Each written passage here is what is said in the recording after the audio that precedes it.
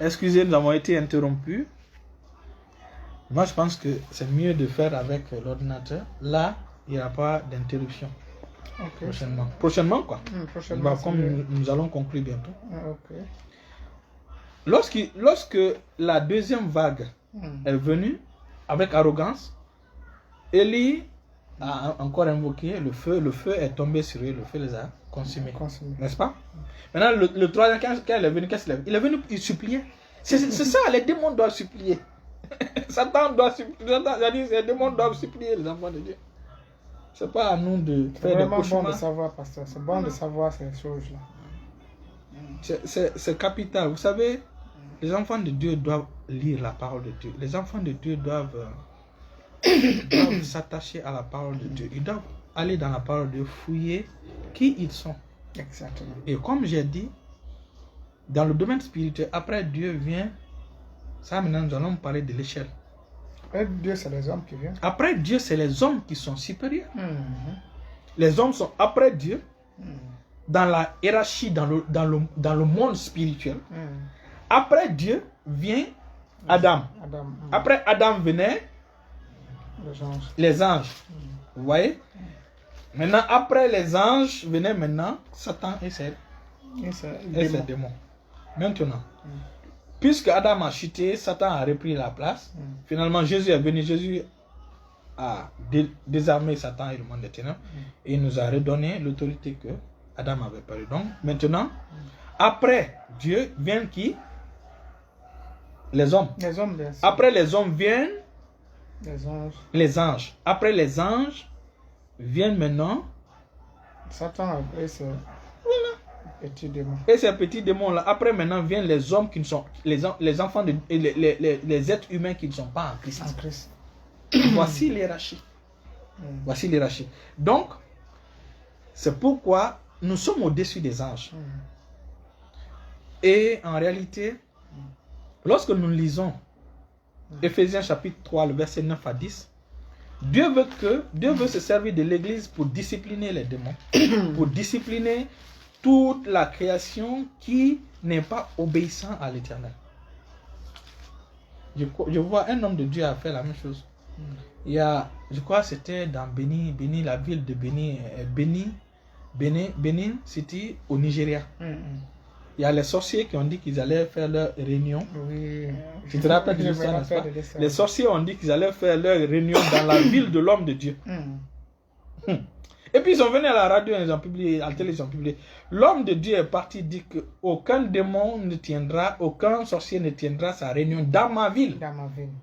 Dans ma ville, n'est-ce pas? Le chef des sorciers est venu. Il a dit que lui, il tiendra sa réunion. Que Dieu veut ou pas, lui, il tiendra sa réunion. Il dit même si que Dieu descend, qu'il fera sa réunion.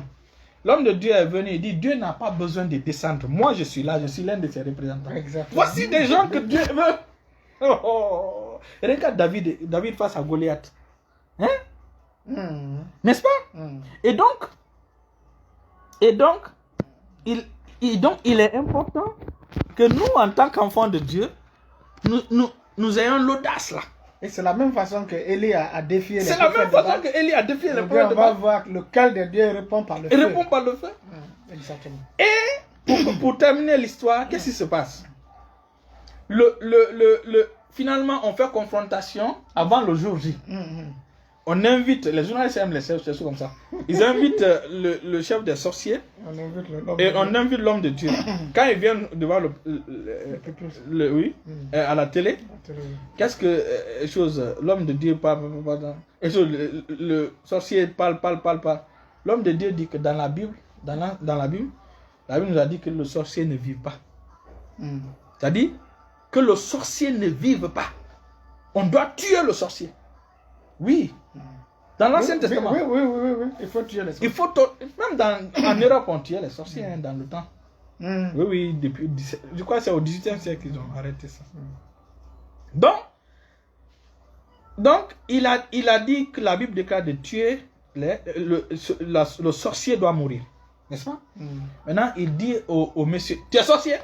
Tu es sorcier? Tu reconnais que tu es sorcier? Parce que c'était pour que le gars meure. Le gars, c'est là maintenant, il a dit non, non, non, je ne suis plus sorcier, je ne suis pas sorcier, je ne suis pas sorcier. C'est ce qui a épargné la vie. Et leur réunion n'a pas tenu. Gloire à Dieu, gloire à Dieu, gloire à Dieu, gloire à Dieu. C'est pourquoi on enseigne sur le ministère des anges, on enseigne sur ça pour que les enfants de Dieu puissent, pour que les enfants de Dieu puissent connaître leur identité et savoir quelle troupe les accompagne. Qu'ils ne sont pas seuls. Ce sont des légions d'anges qui les accompagnent. Et nous allons faire la structure de ces anges aujourd'hui. Nous allons clore. Pour les prochaines fois, nous allons expliquer quelles sont les 7 fonctions. Les anges de Dieu ont plusieurs. Il y a plusieurs fonctions. Il y a plus d'une trentaine de fonctions des anges auprès des enfants de Dieu. Mais mais nous regrouperons ces fonctions en 7 fonctions des anges, en 7 fonctions des anges auprès des enfants de Dieu. Vous voyez? Mais avant, nous allons parler de la structure des anges. Nous allons parler de la structure des anges. Nous entendons souvent cette expression dans la Bible, l'Éternel des armées. L'Éternel des armées. Des armées là, c'est qui? Des armées, c'est qui? C'est une question. On vous écoute, pasteur. Quand on dit l'Éternel des armées, tu le sais, nous en avons déjà partagé. Les armées, ce sont les anges de l'Éternel. C'est ça l'Éternel des armées. Et dans cet Éternel des armées, dans les armées là, se trouvent les anges. La structure des anges. Et nous avons vu dans l'école de la foi que les anges, la Bible déclare qu'il y a 3 ciels, ou il y a 3 cieux, n'est-ce pas? Il y a le 3e ciel, le 2e ciel et le 1er ciel.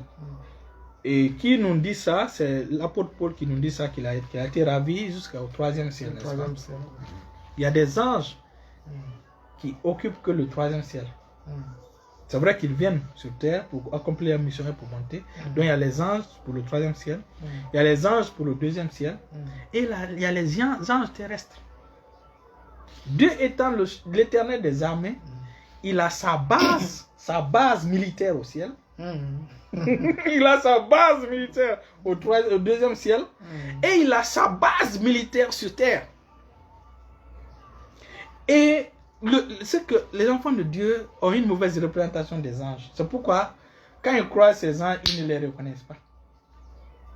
Les anges sur terre, en réalité, la plupart, ils n'ont pas d'ailes. Les anges n'ont pas d'ailes. Surtout les terrestres. Les terrestres sont comme vous et moi. Ils ont la chair comme vous et moi.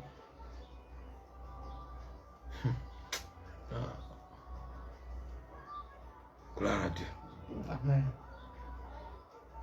Lorsque Dieu est descendu sur terre, lorsque Dieu est venu visiter pour Sodome et Gomorrhe, mais de passage il est parti voir Abraham, n'est-ce pas? La Bible dit que quand nous lisons dans Genèse chapitre 10, on dit que 3 hommes sont venus et de passage, n'est-ce pas? Abraham les a appelés. Parmi eux, il y avait le Seigneur, n'est-ce pas? Et 2 parmi eux, Dieu n'avait pas besoin de descendre avec les anges. Dieu est venu ici, il a pris 2 des anges locaux qui sont là, c'est-à-dire des anges terrestres qui sont là, il les a pris pour l'accompagner. Quand ces anges sont venus, n'ont-ils pas mangé? Si, on pouvait les toucher. Et ce sont les mêmes anges là, dans Genèse chapitre 18, on dit homme. Maintenant, dans Genèse chapitre 19, on dit les anges, n'est-ce pas? C'est pas ces anges-là qui sont partis dans Sodome et Gomorrhe qui ont parti parler à Lot. À Lot, bien sûr. De se préparer de partir, n'est-ce pas? Ce sont les mêmes gens. Et les hommes sont venus pour pouvoir coucher avec, c'est-à-dire commettre la sodomie avec ces anges-là. Mais est-ce que les gens-là les considèrent comme des anges? Non. Ils les prennent comme des hommes comme toi et moi. Des hommes comme eux. Si des êtres humains veulent avoir des relations intimes, malsaines avec des personnes, c'est qu'ils pensent que ce sont des êtres humains. Vous voyez? Donc, c'est pourquoi la Bible dit, on va lire en Hébreu, nous allons comprendre la Bible, Hébreu chapitre 13, le verset 1. Hébreu 13, le verset 1. Hébreu 13, le verset 1. sujet rapidement. Je lis dans le nom de Jésus. Amen. Persévérer dans l'amour fraternel. Persévérer dans l'amour fraternel, nous aurons le temps de développer tout ce passage. N'oubliez pas l'hospitalité. N'oubliez pas l'hospitalité, Car en l'exerçant, quelques-uns ont logé des anges sans le savoir. Ils ont logé des anges sans le savoir parce que les anges étaient sous forme humaine, comme vous et moi. Ils ont mangé, ils ont bu avec eux. Mais ils n'ont pas su que... Mais c'est des gens qui ont entretenu des anges. Vous voyez, c'est intéressant, n'est-ce pas? Comment on entretient des anges dans la Bible? Comment on entretient les hommes de Dieu? Comment on exerce l'hospitalité? Lorsque nous lisons la parole de Dieu, il y a généralement deux manières. Il y a plusieurs manières, mais il y a deux manières. La première, c'est de donner à manger aux serviteurs de Dieu. La Bible parle des étrangers, n'est-ce pas? Aux visiteurs, c'est de les donner à manger. Parce qu'on dit, beaucoup ont entretenu des anges sans le savoir par l'hospitalité. Hospitalité, partage l'hospitalité à qui? Aux étrangers, n'est-ce pas? Voilà. Aux personnes que vous ne connaissez pas, n'est-ce pas? Donc, parce que les anges vont venir dans des personnes que vous ne connaissez pas. Donc, comment faire pour exercer l'hospitalité? La première des choses, d'abord, c'est de les donner à manger. La deuxième, c'est de les loger. Mais avant de les loger, d'autres même lavent les pieds. Exactement. Parce que Christ nous a établi pour laver les pieds de ses serviteurs. Vous voyez? C'est dans cet exercice-là, beaucoup ont hébergé les gens sans le savoir. Et quand les gens viennent chez toi, c'est pour faire quoi? Pour te bénir. C'est pour te bénir. Donner un message particulier. C'est pour te bénir. Donner un message, donner des directives. Et parti, c'est quand ils disparaissent. Remarque dans la Bible, c'est quand les gens là disparaissaient, les êtres là disparaissaient, que les gens se... Oh, c'était un ange. Et il y a plein de témoignages comme ça sur cela qu'on aura le temps de partager. Oui, tout à fait. Non, mais tu peux donner un témoignage sur ça. Tu peux donner un témoignage. Ok. C'est un témoignage qui a été donné même par le pasteur Odeyepo de l'église Winner Chapel. Amen. Il explique l'histoire d'une dame, qui était abattue, qui a donné sa vie à Christ. Et lorsque la femme a donné sa vie à Christ, elle était persécutée, mais elle s'est vraiment mise dans la prière. Elle était régulière à l'église, elle faisait vraiment l'œuvre de Dieu avec force. Et la femme avait de petits soucis par rapport à sa fille qui devait se marier. Donc, oui, la femme avait des soucis par rapport à sa fille qui devait se marier. Mais entre-temps, à la maison, le même jour, à la maison, la femme elle reçoit un coup d'appel, un appel téléphonique, un appel dans un supermarché. Quand la dame vient, on dit à quelqu'un qui est venu ici, elle a laissé son numéro de téléphone. Voilà, tout ce que tu veux, il faut prendre. Waouh! On ne sait pas comment ce monsieur a eu le numéro de la dame. On ne sait pas. Donc la dame est venue, elle a pris tout ce qu'elle venait. Mais quand elle appelle maintenant le numéro, le numéro ne passe pas. Pour remercier quoi. En même temps, sa fille qui devait se marier, sa fille, il y a un monsieur qui vient prendre la fille, il l'envoie aussi dans un supermarché, il achète à la fille tout ce que la fille voudrait, tout ce qui concerne le mariage, les habits, et même en plus, le gars donne à la fille, c'est pas 200 000 naira. 200 000 naira. Aussi, je me rappelle, bien sûr. Et conduit la fille à la maison dans une voiture. Et on dépose les bagages, la fille rentre. Au retour, la fille reçoit elle reçoit, elle ne voit plus la voiture, elle voit personne. Donc elle est vraiment émerveillée, elle dit mais qu'est-ce qui se passe? Elle est pressée que sa maman rentre pour l'expliquer l'histoire. Sa maman aussi est pressée. Sa maman aussi est pressée pour venir expliquer. Pour venir expliquer l'histoire. Et quand la maman explique, la fille aussi explique l'histoire. Ils ont commencé, ils ont coulé les larmes, ils ont dit ouais, Dieu vraiment est avec nous. Et ils sont venus à l'église pour remercier Dieu. Donc, vous voyez, ça veut dire que c'est extraordinaire. C'est vraiment extraordinaire. Ces gens-là sont venus sous forme. Ils avaient des ailes? Non, l'ange qui s'est présenté au supermarché, s'il avait des ailes, les gens allaient fuir. Ça veut dire que ce sont les anges qui sont là sur terre. En fait, rarement, il y a beaucoup d'anges qui sont sur terre, Rarement ils vont au ciel. Ils sont faits pour rester ici. Avec nous pour nous servir. Pour te dire, il y a des gens, c'est pourquoi on parle des étrangers de faire quoi? D'exercer l'hospitalité, l'amour fraternel aux étrangers. Toutes personnes que tu vois ne sont pas forcément des humains ordinaires. Ne sont pas forcément des humains ordinaires. Ils sont vraiment mélangés. Nous sommes mélangés. Il y a des anges parmi nous qui portent les mêmes chaussures que nous. Certains même sont des taximètres. Certains même sont des vieilles qui passent. Comment on appelle ça? Ils font comme s'ils étaient des vieilles. C'est pourquoi il est important de veiller de la manière dont on parle aux étrangers. En tout cas, c'est vraiment important. En réalité, partout où les étrangers ne sont pas aimés, partout où les étrangers sont persécutés, les anges s'éloignent de ces lieux. Oui, les anges s'éloignent de ces lieux. Il est important que les enfants de Dieu comprennent ces choses. Nous devons marcher dans l'amour. Nous devons marcher dans l'amour. Le ministère des anges est capital.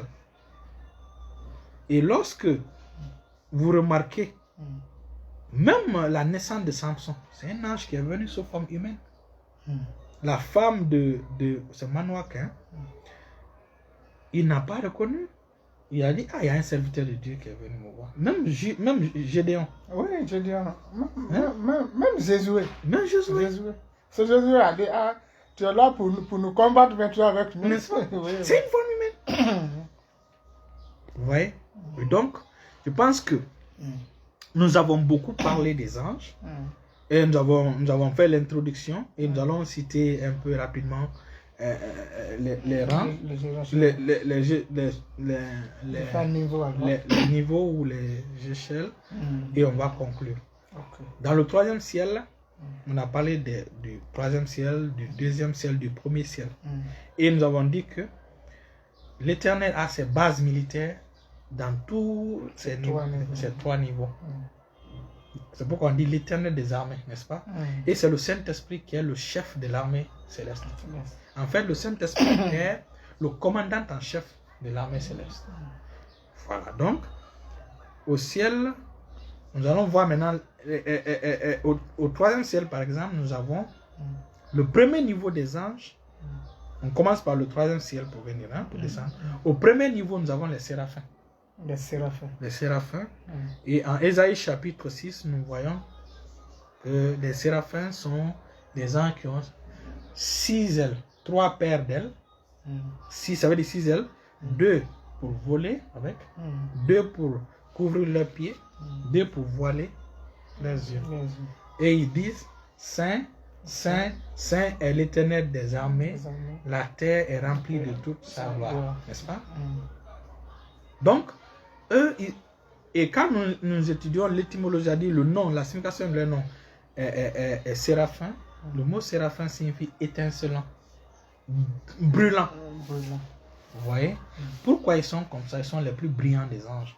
Parce qu'ils sont près de Dieu. Celui qui est plus proche du soleil sera plus...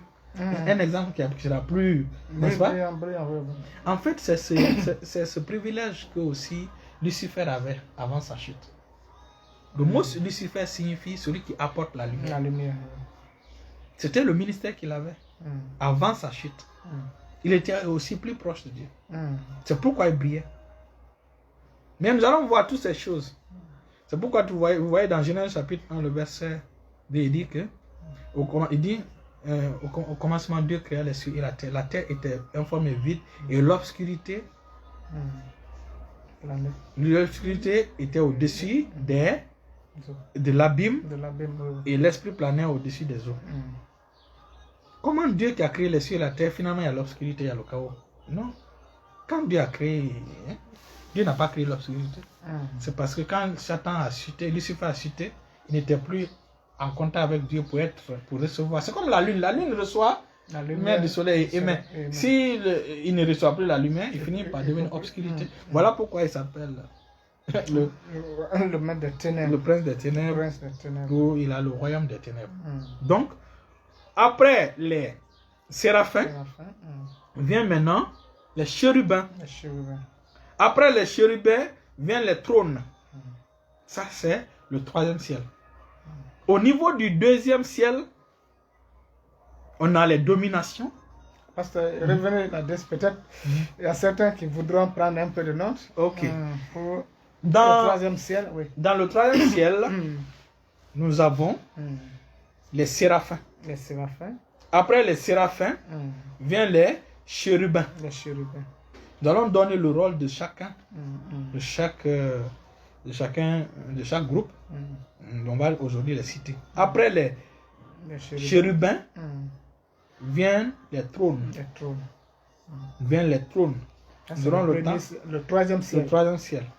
Après le troisième ciel, au deuxième ciel, vous savez, il y a des choses qui sont cachées dans la Bible. Il faut les étudier pour voir en détail. Exactement. Nous allons donner les passages liés à tout ça. Alors, au deuxième ciel, nous avons les dominations. Le premier niveau du deuxième ciel, c'est les dominations. Après les dominations, viennent les vertus ou les forteresses. Les vertus ou les forteresses. Nous détaillerons. Après les vertus, vient maintenant les puissances et les autorités. Donc, au niveau du deuxième ciel, nous avons les dominations, nous avons les vertus, et nous avons les puissances et les autorités. Ça, c'est au niveau du deuxième ciel. Je pense que c'est noté. C'est bon, c'est bien. Ah, gloire à Dieu, gloire à Dieu. On a beaucoup plus de vues jusqu'à cette personne. Alors, nous avons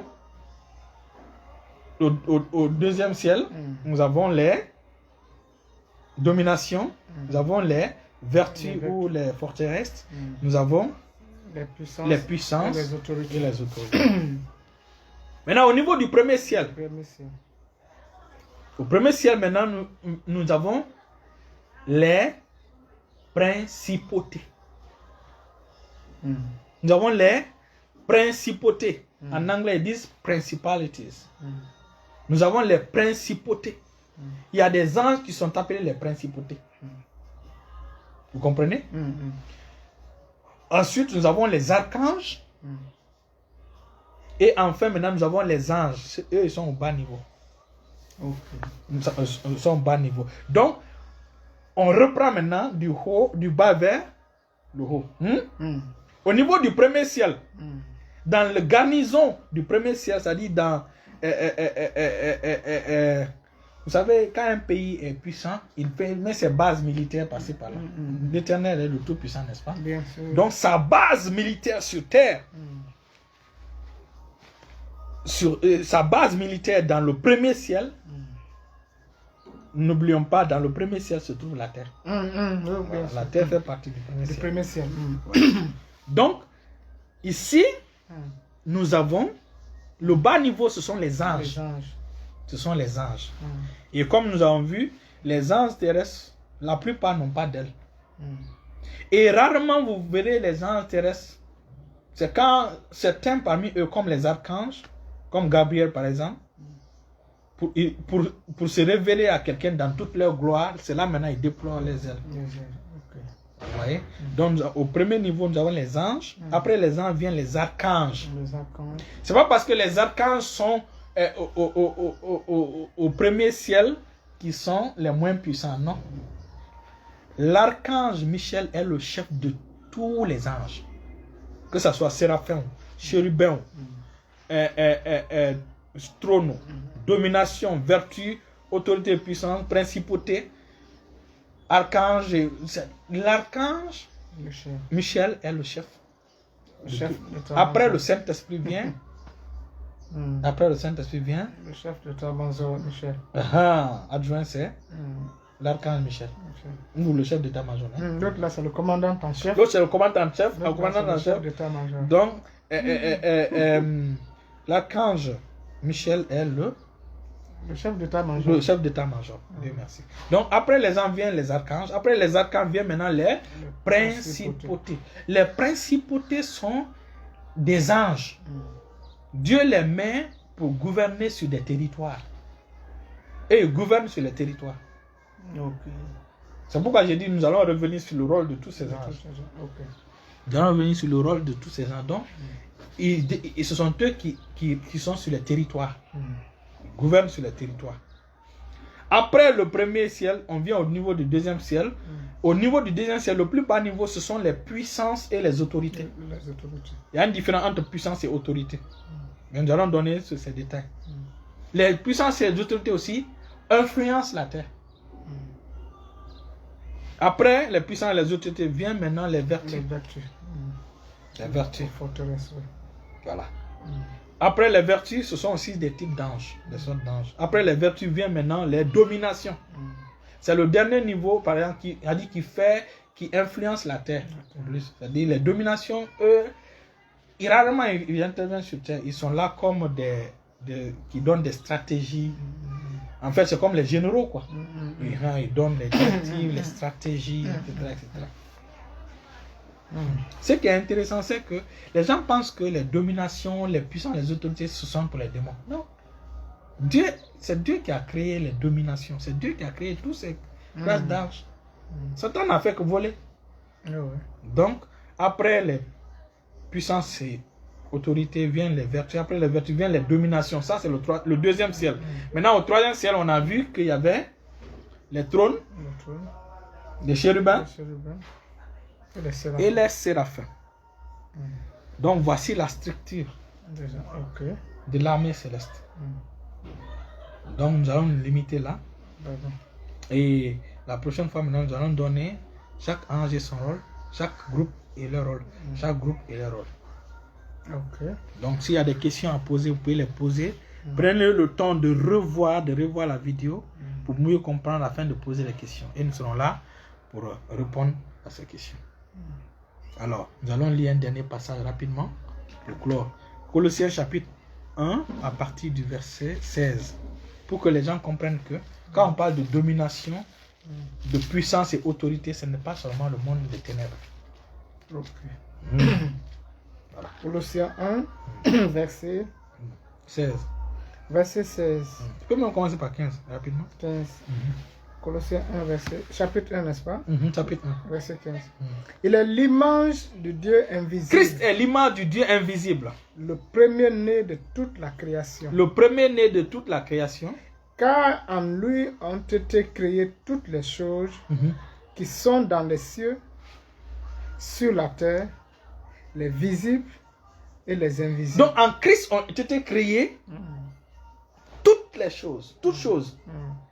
Dans les cieux et sur la terre, les visibles les invisibles. Et les invisibles. Donc quand on parle de domination, c'est Dieu qui les a créés. Continue, pasteur. Continue. Il dit trône. Il dit trône. Dignité. Domination.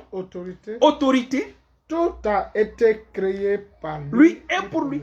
Tout a été créé par lui et pour lui. Donc quand on parle de domination, on ne parle pas de démons, on parle de domination sainte. De domination de Dieu. C'est-à-dire que tout a été créé par lui et pour lui. Vous voyez? Donc il y a les dominations de Dieu qui sont même plus nombreuses que les dominations sataniques. Il y a les puissances et les autorités de Dieu qui sont plus nombreux. Nous verrons ça parce que nous allons voir.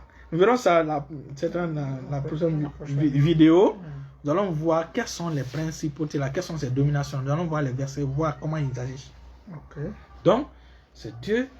Ils sont plus nombreux que les principautés sataniques. Ils sont plus nombreux que les puissants et les autorités diaboliques. Et donc, nous allons nous limiter là. Hein? Merci, merci beaucoup, pasteur. Merci pour ces révélations. Comme je disais au départ, ce sont des études qui sont vraiment importantes. Et j'invite tous ceux qui nous suivent à partager cette vidéo afin d'édifier davantage le peuple de Dieu. Merci Simone Maoumou, c'est gentil vraiment. Donc, pasteur, nous vous remercions, que le Seigneur continue à vous bénir. Amen, amen. Afin amen. que vous continuiez à être une source de bénédiction pour le peuple de Dieu. Amen, amen, amen. Que le Seigneur bénisse abondamment tous ceux qui nous suivent. Amen, amen. Merci, amen. Bonne soirée et rendez-vous pour la prochaine vidéo. Prochaine vidéo. Restez bénis au nom puissant de Jésus. Amen, amen. Nous allons voir les 7 fonctions des anges dans la prochaine vidéo. Restez bénis au nom puissant de Jésus.